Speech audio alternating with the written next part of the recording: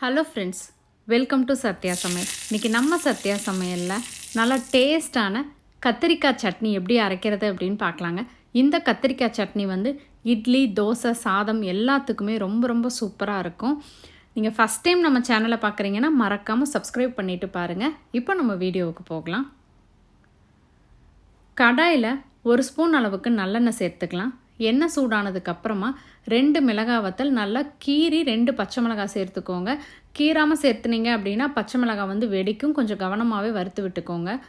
மிளகாய் வத்தல் வந்து நல்லா வறுபட்டுருச்சு. அதை எடுத்துட்டு அதுக்கப்புறமா ஒரு 10 செகண்ட் வந்து நம்ம பச்சை மிளகாயும் வறுத்துட்டு எடுத்துக்கலாம். இது கூடவே 2 டேபிள் ஸ்பூன் அளவுக்கு வெள்ளை உருட்டு உளுந்து சேர்த்துக்கலாம். இதுக்கு பதிலாக தோலுள்ள உளுந்து கூட நம்ம சேர்த்துக்கலாம். உளுந்து வந்து நல்லா மிதமான தீயில் நல்லா பொன்னிறம் ஆயிடுச்சு. இதுக்கப்புறமா இந்த எண்ணெயை வடிச்சிட்டு நம்ம இதில் இருக்க உளுந்து மட்டும் எடுத்துக்கலாம். இப்போ இதே எண்ணெயில் வந்து நான் 200 கிராம் அளவுக்கு கத்திரிக்காய் வந்து கட் பண்ணி வச்சுருக்கேன். கத்திரிக்காய் வந்து முன்னாடியே கட் பண்ணாதீங்க. உளுந்து வறுபடும் போது நல்லா சிம் பண்ணிவிட்டு அதுக்கப்புறமா விட்டுங்க. அப்போ தான் வந்து கலர் மாறாமல் இருக்கும்.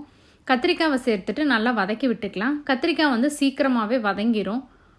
ஒரு 2-3 நிமிஷத்துலேயே சூப்பராக நல்லா வதங்கி வந்துருச்சு. வெந்ததுக்கப்புறமா கத்திரிக்காயும் நம்ம ஒரு பிளேட்டுக்கு வந்து மாற்றிடலாம். மாற்றினதுக்கப்புறமா அதே கடாயில் 1 ஸ்பூன் எண்ணெய் சேர்த்துட்டு ஒரு மீடியம் சைஸ் அளவுள்ள பெரிய வெங்காயத்தை லேசாக வதக்கி விட்டுக்கலாம். வெங்காயம் வந்து கண்ணாடி பதம் ஆகிற வரைக்கும் வதக்கிக்கலாம்.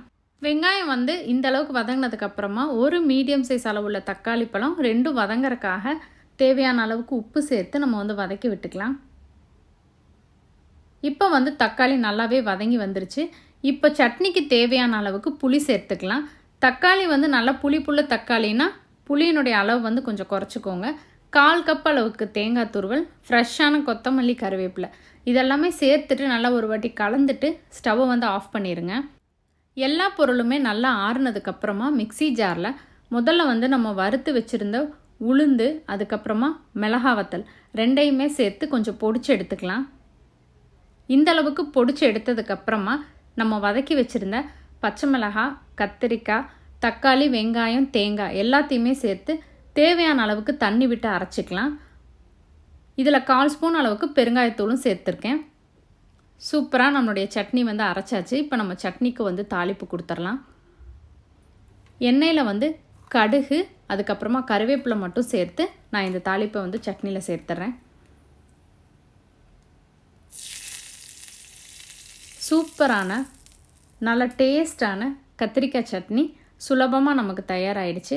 கண்டிப்பாக இந்த ரெசிபியை நீங்களும் உங்கள் வீட்டில் ட்ரை பண்ணி பாருங்கள். ரெசிபி உங்களுக்கு பிடிச்சிருந்தா மறக்காமல் உங்கள் ஃப்ரெண்ட்ஸ் எல்லாத்துக்கும் ஷேர் பண்ணுங்கள்.